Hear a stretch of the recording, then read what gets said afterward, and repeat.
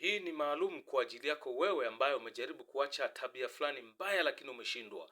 Neno la Mungu linasema wazi kabisa kwamba kwa Mungu yote yanawezekana.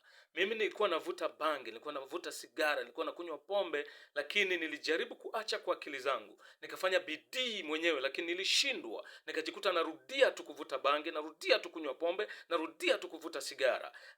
Lakini pale ambapo Yesu aliingilia kati, pale nilipomkabidhi maisha yangu Yesu, hakika Yesu alifanya jambo la ajabu sana. Nikajikuta hamu ya sigara haipo, hamu ya pombe haipo, hamu ya bangi haipo, na kwa zaidi ya miaka 20 sasa sijawahi kuvuta bangi, sijawahi kuvuta sigara, sijawahi kunywa pombe. Aliyeniwezesha kufanya hivyo ni nani? Ni Mungu aliye hai. Mungu aliye hai kupitia Bwana wetu Yesu Kristo. Hata wewe ambaye umejaribu kuacha uzinzi, umejaribu kuacha pombe, umejaribu kuacha zinaa, umejaribu kuacha uasherati, umejaribu kuacha wizi, umejaribu kuacha ulaji wa rushwa. Wako wafanyakazi mnakula rushwa, lakini mmejaribu kuacha kuchukua rushwa, imeshindikana kabisa. Na kuhakikishia Yesu anaweza. Ukimkabidhi maisha yako Yesu, anabadilisha kabisa mwenendo wako, na hakika utajikuta kwamba umeacha yale ambayo umejaribu kwa akili yako lakini umeshindwa. Mpokee leo, mkabidhi leo maisha yako, hakika anaweza kuwezesha sasa kuiacha hiyo tabia ambayo imekuwa ikikutabisha, imekuwa kuletea usumbufu mkubwa. Unakwenda kuiacha katika jina la Yesu Kristo, mwana wa Mungu aliye hai.